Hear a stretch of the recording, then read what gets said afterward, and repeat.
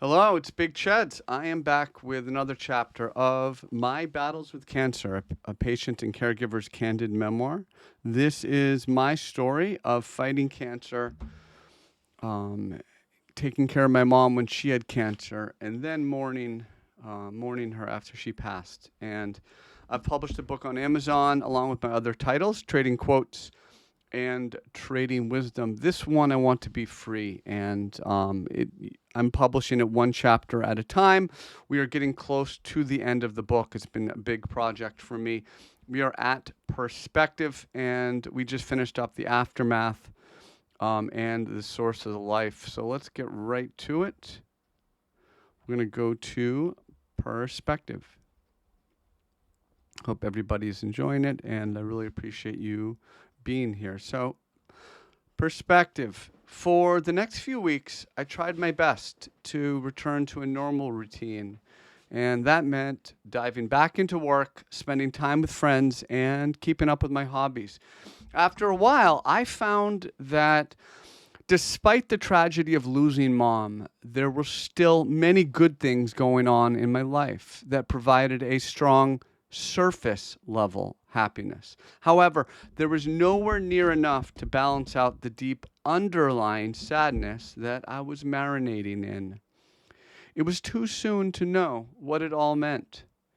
Winning my fight against cancer, but losing my mom. I did, however, know that once I was able to get on top of all the emotion, I would be a much stronger person. And that drove me to be patient and to keep working on this cancer memoir. Rather than avoiding the terrible feelings that I was awash in, I wanted to explore them, believing that only through that type of process could I gain a greater understanding about myself, my mother, and most importantly, what I wanted to do with the rest of my life. Immediately after mom passed, I dove head first into this book project, choosing to face my demons rather than letting them haunt me. It was dreadfully painful to put down on paper what I was feeling while watching my mother slowly pass away. However, by doing so, it forced me to come to terms with the darkest parts of my heart and soul. Some days progress was excellent, and other days not so much, as that subject matter became too difficult emotionally to touch. And when that happened, I had to step away for a while to recharge. Desperately needing to refill my batteries, as soon as the ice melted, I found myself back up at the lake, trying to connect with nature and spending time somewhere that both mom and I loved so much. Though it was not warm enough yet for swimming or sunbathing, it was fine for boating. I pulled my sturdy, old, faded gray Coleman canoe out of the barn and I dusted it off for yet another year of adventure on the water. As I sat on my canoe with my feet up and hands in the water on a peaceful weekend morning, I breathed in the sweet air around me, and it felt like a warm, cozy blanket of sun shining down upon me. Searching deep within my heart, I realized that even though life was otherwise wonderful and I had many, many blessings to be thankful for, there was something different about me after mom's passing. When I dealt with other people, it was apparent that I did not have my usual sense of patience and that happy go lucky nature about me. I was instead encumbered with a subtle layer of bitterness and anger that clouded my judgment and jaded my interactions. Being aware of this underlying paradigm shift was important. I recognized that I was incredibly bitter at the world for taking away my mother, and I still felt guilty for not being able to save her. Diagnosing the problem was the easy part. However, figuring out how to deal with all those difficult emotions was a lot more complicated. However, one thing I knew for sure was that I wanted to connect with the emotion rather than to run from it. And that way, I could use that energy to guide me to a greater place of truth and understanding.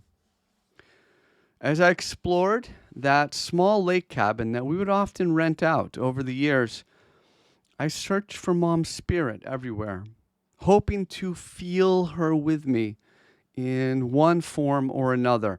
I scoured every nook and cranny in that place looking for her. Each room or hallway offered me fleeting memories of times that Mom and I had spent enjoying that place that meant so much to us. These connections that I evoked while searching the house, they seemed like a minor consolation prize. And as I paused to reflect before heading home, I decided that this first trip back up to the lake had been a healing one, but only mildly so. I was still held back by dark wounds and ones that were too fresh to even begin the process of healing.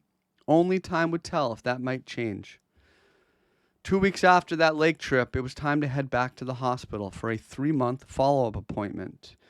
I really enjoyed these meetings because I got to see the medical professionals who helped to treat my cancer. And so far, they had confirmed that indeed the cancer had not returned. And these visits also helped me to stay focused on taking care of myself so I can impress the medical team. And that provided a good motivator as I kept my eye towards that 2-year post-treatment benchmark.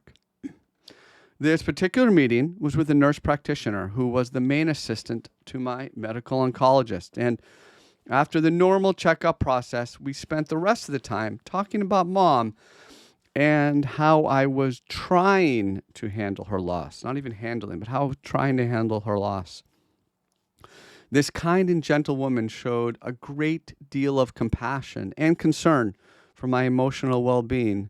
And she listened as I talked about my struggles to accept and understand Mom's passing.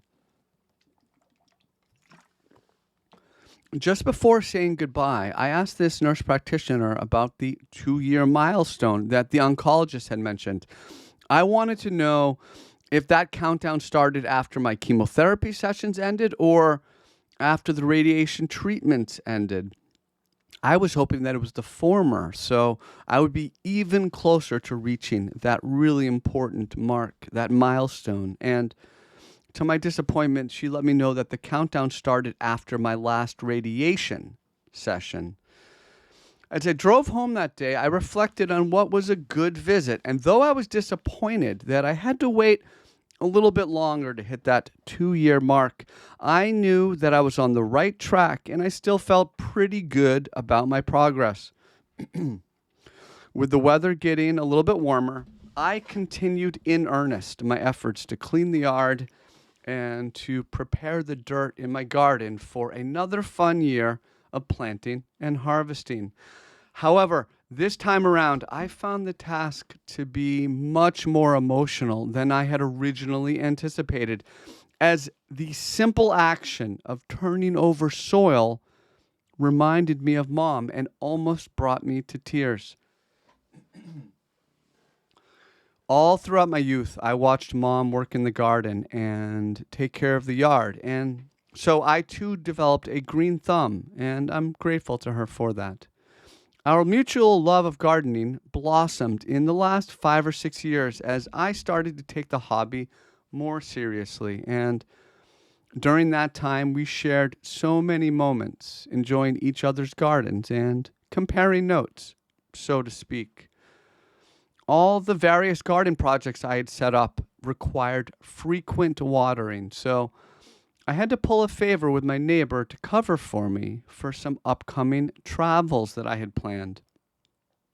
With one trip down, to gain some more perspective, the next step was a road trip to Washington, D.C. and the surrounding area. And while I was there, I planned on seeing some museums and Civil War sites and taking some time to myself on the road. I figured that by putting some physical distance between myself and home, it would be a good thing. And it might even allow me to deal with some of the emotional luggage that was plaguing me. After a long drive, I made it to my Airbnb just outside of Washington, D.C. And then, following morning, I took a train into the city.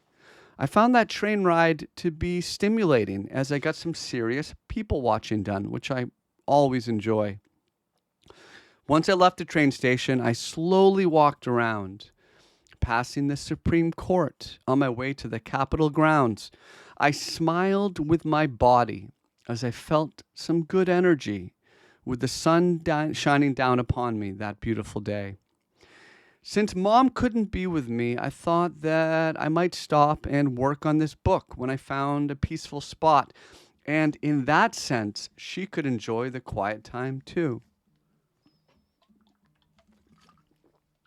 As for sightseeing, my plan was to museum hop for the first half of the day, starting with the National Gallery of Art.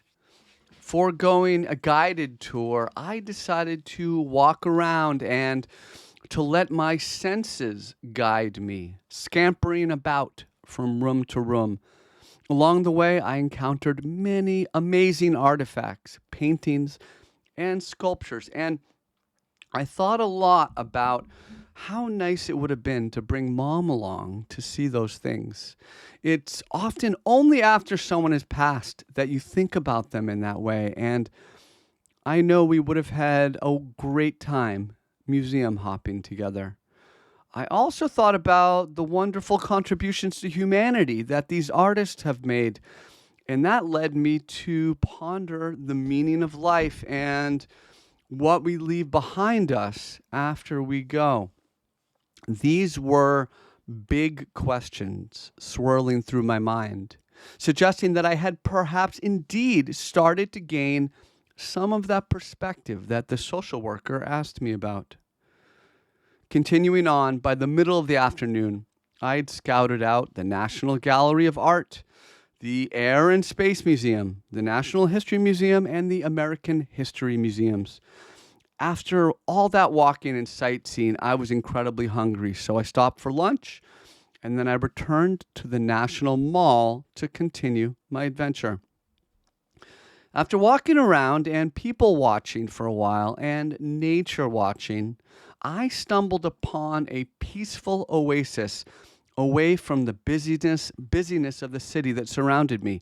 Tucked inside the gallery of art sculpture garden was an enormous fountain, and it was surrounded by massive stone benches and looming trees that helped to create the feeling of a secret enclosure. After scanning around for a little while, I decided that I had to stop and chill there for a while. With the sun shining down upon me and the steady sound of fountain jets in my ears, I felt alive and at peace. This was the perfect place for creativity. Feeling the vibe, I pulled out this book and I worked on it for a little bit, and then I put it away and had a brief meditation. After enjoying my peaceful respite by the fountain, it was time to continue on with my journey. Earlier in the day, I had seen people flying around on these electric scooters, and I thought it looked fun, but I decided to walk instead for the exercise. At this point, I'd already logged nearly 20,000 steps for the day, so I decided to rent one of those scooters so I could see what the buzz was all about.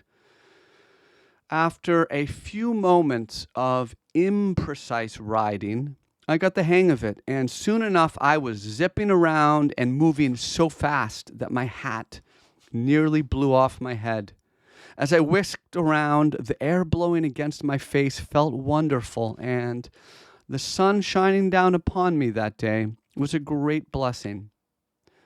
My adventure continued as I made my way past the Washington Monument, stopping at the World War II Memorial for some more quiet reflection. And when I was ready, I jumped back on my chariot, and with ease I rode full speed along the reflecting pool towards my ultimate destination, the Lincoln Memorial. After parking my scooter somewhere off of the main path, I made my way up the base of the stairs that led up to the memorial itself. There was an absolute sea of people moving up and down the stairs, many of whom were in tour groups, and the excitement and energy in the air was palpable. After weaving my way through the crowd and climbing what felt like several hundred steps, I spent my time with Mr. Lincoln before sitting down at the top step to take it all in.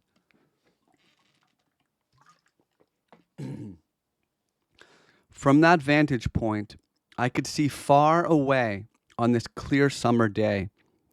In the distance were many of the same buildings I had visited earlier in that day when I was full of energy and on a mission.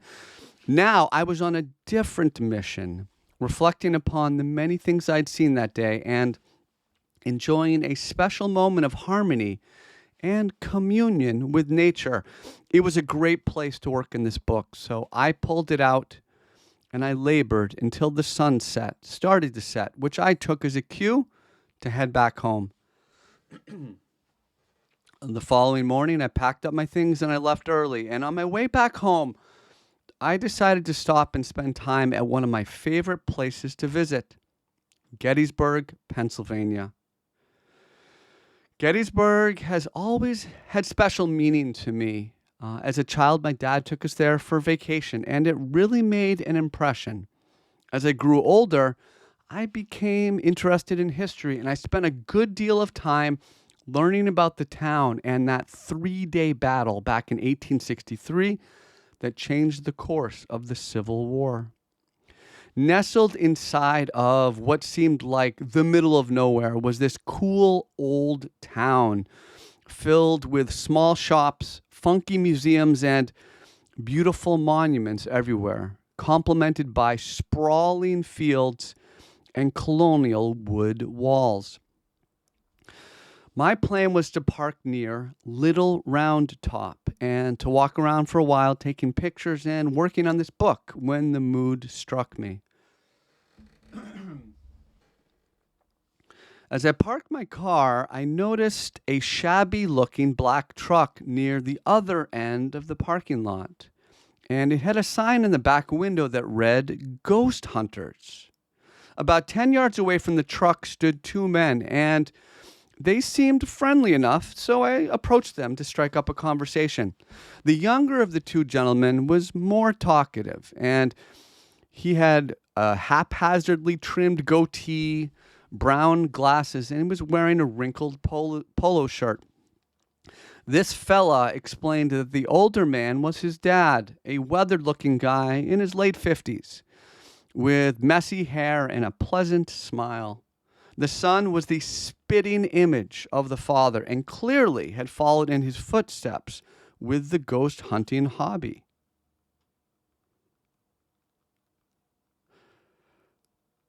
They had with them various spirit-sensing apparatus, including a handheld sensor of some kind and another type of device that was placed on the ground about 15 feet away from the walking trail. When I asked them what they were doing, they told me that they were trying to communicate with a spirit named Mary, who they claimed to have made contact with before. Mary, they explained, was someone who lived back during the time of the battle and apparently had lost several family members in the carnage. Though I was skeptical, to say the least, I stayed with these guys for a little bit, and I watched as they called out to her, using their equipment to detect any responses from the apparition. After observing them for a while, I saw some light flicker on their sensing equipment, and though I did not know what to make of it, these gentlemen seemed quite excited. They explained to me that spirits send out energy that can be detected, and though I was doubting, they sure seemed to believe what they were telling me. As I inquired further, They pulled out a scrapbook and they showed me pictures that they had taken over the years. Each one supposedly proof of something called energy orbs left behind by spirits as a form of residue. I had seen pictures like this in the past with small spots of light popping up. And though I was not entirely convinced with their explanation, I was at least open to the idea that the spirits do leave behind some kind of detectable energy. My mind was torn, as generally I'm open to the idea of spirits and supernatural energy, especially in a place where so many people have perished, like the fields of Gettysburg, Pennsylvania. On the other hand, the rational, evidence-based side of my brain is always keeping those thoughts in check.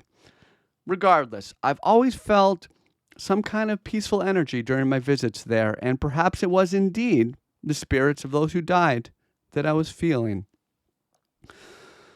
The rest of my visit to Gettysburg was enjoyable as I walked around taking photos and stopped to work on this book when the mood struck me. While reflecting on the solemn nature of the battlefield and all that transpired there, I occasionally thought about Mom, and I wondered if there was perhaps some way to contact her as these ghost hunters had done. However, my cynical nature and anger at the world quickly squashed those thoughts into oblivion. After completing my tour of the battlefield, I stopped by the town for a meal and I humbly said goodbye to this sacred place. As I made my way back home, I started to let things settle in, and I realized that even though I had gained some perspective from the trip, I was still mired in my emotions and I would need more time to settle things out.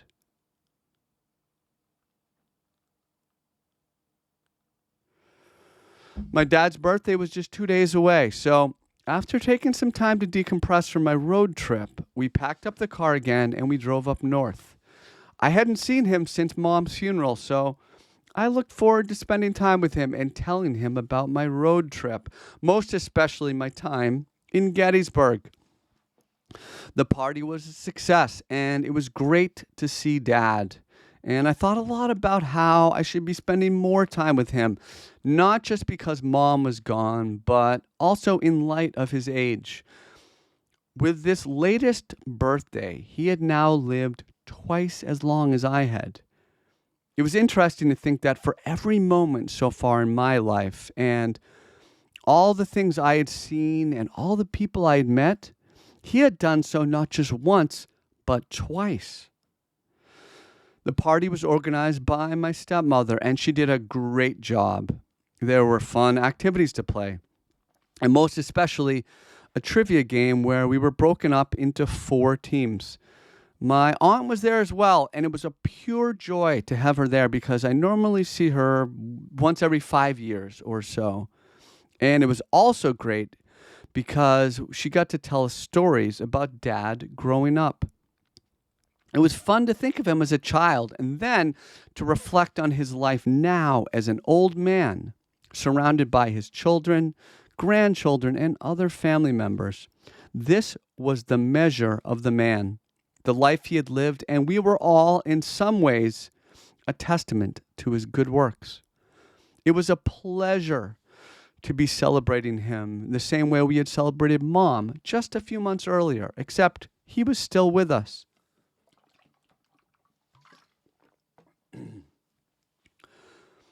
On the other side of those emotions was a sadness in that he was still around and she was not. And I wondered why the world had taken her away from me.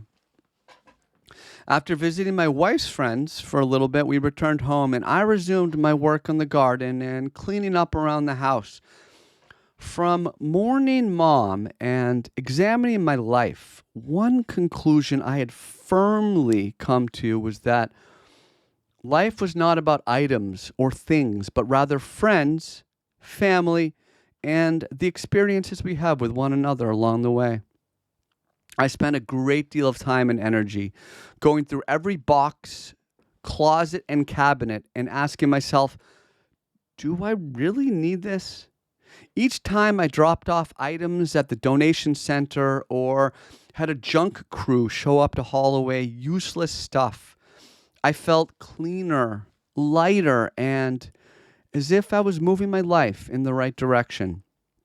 Working on the garden also made me feel this way, though it was emotionally difficult to be reminded of my time gardening with Mom. The vegetables were doing well, but unfortunately, so were the weeds, and I was in for a challenge. With all that physical activity of weeding the garden and walking around town and cleaning up the yard, I was getting back into shape finally. In spite of that, my stomach was giving me trouble. A lingering feeling of indigestion and heartburn had built up over a matter of weeks, now to the point where it was keeping me up at night and causing me to vomit repeatedly. After 3 nights of being unable to sleep, I gave in to my wife's wishes and I agreed to go to the emergency room. Though I did not think it was cancer related, there was still a real possibility. So it was good to get checked out anyway. My wife and I drove back to the hospital, the main hospital, the one where I had my radiation treatments and spent time with Mom while she was sick, and spent 5 days myself before Christmas a year and a half prior. The doctor on call ordered a series of tests, and after that first round of tests came back, the only clue they had was that my liver numbers were high. In consultation with my medical oncologist, the ER team decided they should admit me to the hospital overnight for some observation and further testing. Transported by wheelchair, they escorted me out of the elevator and to my new floor. And right away I noticed that I was just 2 floors above where Mom had been months earlier, while fighting for and ultimately losing her life. Just as it was before my colonoscopy procedure, I was foisted in front of those oxygen monitors and beeping IV machines that tormentingly reminded me of the most painful moments leading up to Mom's passing. At this point now, it had been almost 2 days in the hospital, and to help deal with the discomfort I was having, the doctors gave me some antacids, and they did help a little bit, but I was still in a good deal of pain. I really was. And to figure out why, they ordered some more scans, including an X-ray, a CT scan, and an ultrasound. The X-ray and CT scans results came back negative, and though they didn't shed any light on my acute issues, they at least ruled out the possibility that cancer had returned. And that for sure was great to know. My ultimate nightmare coming in, shared by my oncologist, was the real possibility that my cancer had returned and was causing havoc inside my body. I was starting to feel isolated now after 2 days in the hospital, but I at least knew that I was in a place where they were looking out for me and they would make sure that my condition did not get any worse. To help deal with those acute issues, in addition to the antacid, I was taking something called Prilosec, a PPI or proton pump inhibitor. After 2 days of taking Prilosec, my abdominal issues started to subside, but I still could not get a good night's rest, and that was stressing me out, really stressing me out. According to Wikipedia, proton pump inhibitors are a group of medications whose main action is a pronounced and long-lasting reduction of stomach acid production. Within the class of medications, there's no clear evidence that one works better than another. Citation. By day 3, it was time for the ultrasound, and I had experience with this from prior hospitalizations, and I knew it was a relatively easy test. The only real issue is that I had to fast for 6 hours beforehand, and that made me cranky. Luckily, the results came back pretty soon, and it revealed that I had some sludge built up in my cystic duct. This is the duct that connects the gallbladder and liver to the small intestines. According to Wikipedia, the cystic duct is the short duct that joins the gallbladder and the common hepatic duct. It usually lies next to the cystic artery. It is of variable length. It contains spiral valves of Heister, which do not provide much resistance to the flow of bile. Citation. Though this ultrasound result did not explain all my symptoms, it was the closest thing the doctors had to an answer. Now, with the testing over, they gave the kitchen a green light for me to order food again, except now it was with a low-fat diet restriction. My acute system started to get better as well, and with that, my spirits were starting to return to normal. I imagined that I would not be out of the hospital that much longer. My oncologist, my medical oncologist, the one who saved my life, he stopped by to see me that afternoon, and that was a big emotional boost because this man had meant a lot to me, and I knew just how busy he was with all his other patients. And though he, like the rest of the medical staff, did not know exactly what was wrong with me, it was still great to go over all my test results with him. I trusted him implicitly. Before leaving, he reminded me that I would be fine as I had a great team taking care of me, and he said he would see me at my next 3-month checkup. Day four, now 4 days of this hospital stay came around, and with it a new roommate. The prior roommate was an obese older man who had mostly kept to himself, and this one was much younger, and he was about my age. Though he and I had lived quite different lives. His neck and appendages were covered with tattoos. The only tattoos I had came from the radiation treatment when they were trying to line me up with that machine. In stark contrast to my prior roommate, this one was severely malnourished. And my gut told me that he was likely some type of drug user, possibly intravenous. Though we were seemingly from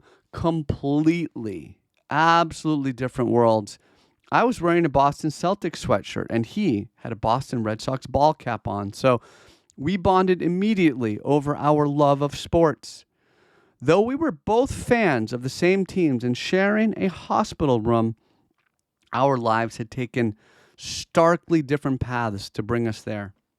Eventually, we got around to sharing our stories, and I told him about my history as a cancer patient, where I grew up and what I did for a living.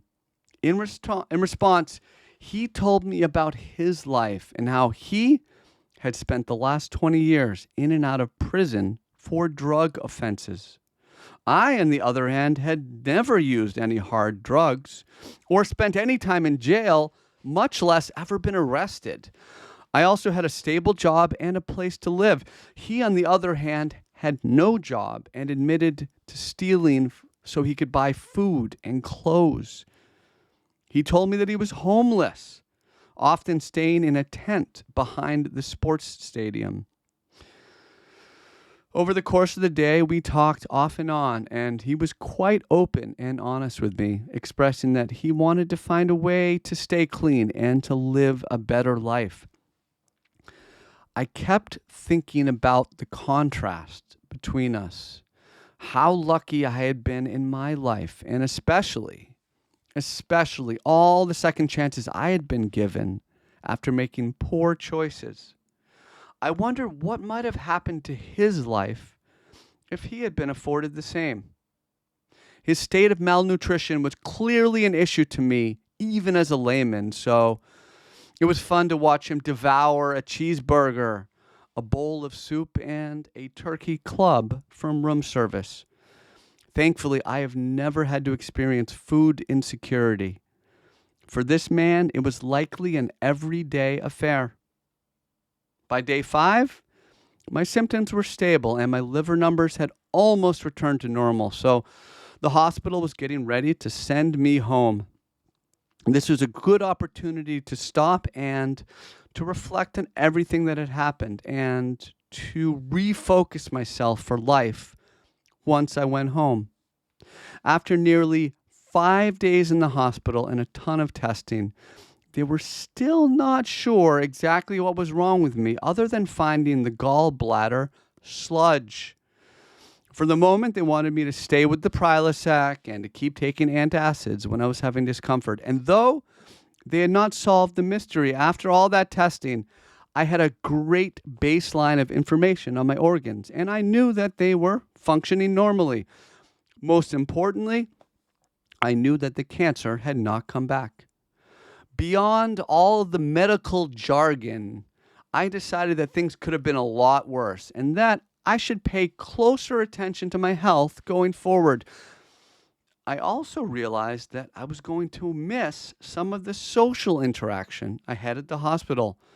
I was able to meet so many new people and cracked jokes with the nurses, and I tapped into what I felt was a good vibe there with the staff. When you're a patient and there's a large group of people taking care of you, it's easy to feel like you're part of a team. By later that afternoon, I was discharged and on my way home, just in time to prepare for a long-planned trip up to the lake with some friends and family. After a few hours' drive, my wife, my daughter, and I all showed up at the lake house. Unpacked our things for a long weekend of fishing, swimming, food, and hanging out with friends. Excuse me. Coming up to the water was one of my favorite ways, by far favorite ways to unwind. And like my last trip up there, I was hoping to connect with Mom by spending time at a place that we both loved so much.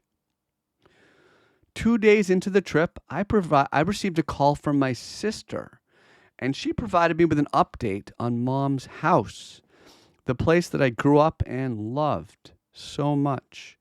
She told me that it was about to be sold. I knew this day was coming, but I preferred not to think about it. This was somewhere I knew I could always go and connect with Mom and could spend time in that beautiful backyard harmonizing with nature. My sister let me know that in a matter of a few short months, the house would be sold. I suddenly realized that I needed to spend more time there, just taking it all in while I still had the chance. Until this phone call came, I had been enjoying a nice, relaxing getaway, but now I was laser focused on my feelings about Mom and that house. Missing Mom dearly, I walked around the edge of the lake and I looked for her everywhere in nature. I was hoping that perhaps her spirit was with the birds that patrolled the bay or the great trees that lined the mountain range before me. Missing her was an intense experience. With great bravery, I listened to some of her saved voicemails that night, and I let the emotion flow through me like an IV infusion. And I quickly found myself drowning in tears. I rummaged through every inch of that building, talking to Mom and stopping to remember times from my youth when she loomed over me like a giant. That is when the world was full of majesty and mystery. And towards the end of my manic trip through time and space, I came upon a dusty old book tucked away beneath a pile of magazines. The Lake House Guest Book. Growing up, I knew about this book, and I'd evenly filled out a few poorly written entries myself as a child. But since then, I had not logged any of my visits. Missing Mom so badly, with more bravery, I flipped through her entries in the book. As the words jumped off the page and came to life, it reminded me of just how important that place had been to Mom. Wanting to continue the tradition by leaving my child a living memory, I decided that for this trip and each one going forward, I would fill out that guest book. I would attempt to imbue on paper just how much that place meant to me, as my mother had done. After coming to terms with some of the more complicated emotions I was mired in, I found a little temporary peace and understanding, finishing up that lake trip with good energy and motivation to make the most out of the rest of the summer. Once we returned home, I was happily greeted again by a fast-growing garden that called out to be weeded and watered. When that was done, I continued in earnest my efforts to throw away and donate all the junk I had accumulated over the years. Ridding myself of these objects was a healing process, lightening my soul and physical footprint, as I kept in mind one of the most important lessons from Mom's passing. Life was not about objects, but rather the people we meet and the experiences we have along the way. My efforts to recover physically from chemotherapy also continued, and as my body became stronger, my walks became longer, affording me the opportunity to work through some of the complicated matters bubbling beneath the surface of my consciousness. During these walks, I often thought about my father and how important he was to my life now that Mom was gone. And I very much looked forward to a fishing trip that we had planned for Father's Day. I often thought about this book project as well and how fragmented my process had been over the prior months as I struggled to deal with the iron-hot depression I was saddled with from Mom's passing. To refocus and motivate myself, I pledged to continue working on this cancer memoir every day, even if only for a few minutes. When you're dealing with a project this large, this massive, it's easy to throw up your hands and say, forget about it. It can't get done. The solution to that type of thinking is to break up the task into smaller pieces and to chip away at them day after day. With Mom's house now just months away from selling, I often thought about that as well. And when I had the courage to do so, I drove over and walked around. I smelled the flowers and touched the trees in an attempt to reconnect with that sacred place. As I had done each time in the past, I called out Mom's name, sometimes shrieking in despair and other times softly mumbling, all the while wondering if she was watching and could hear me. In just a few days' time, I was set off to see my dad so we could go on a guided fishing tour. We had a fun time relaxing and catching up, while my stepmother took some time to read this book. She gave me positive feedback, which I gladly received and stored away as a squirrel would nuts for the winter. My dad also showed me his woodworking shop where he had where he had built some beautiful furniture and toys for his grandchildren. Watching him talk with great pride about the projects he'd worked on helped to reinforce just how important he was to me now that Mom was gone. And I really hoped that this fishing trip could bring us closer. The trip was a great success as Dad caught several different species of fish, including rainbow trout, largemouth bass, smallmouth bass, and chain pickerel. Before leaving for home, Dad once again showed me his workshop. He had recently built some furniture for one of my nephews, and I thought it would be nice to maybe build something with him one of these days. It was great to learn more about this side of him, and I aspired to be as precise and enthusiastic with my hobbies as he was with his. Heart of the Summer. We're getting towards the end of the book. This is my battles with cancer. This is my story, fighting cancer, and then being a caregiver for my mother, and then mourning her loss after she passed away. I published it on Amazon along with my other two titles, Trading Quotes, Trading Wisdom.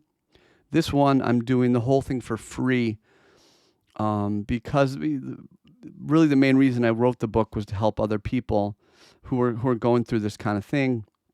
And so I wrote about my experience to help other people, and that helps me as well to understand my own feelings. So Cheds Trading on YouTube, we're doing one chapter at a time. We have just a few more chapters left to finish up this book, this cancer memoir. So, folks, thank you. Thank you for listening. I hope you've enjoyed it, and I will be back soon.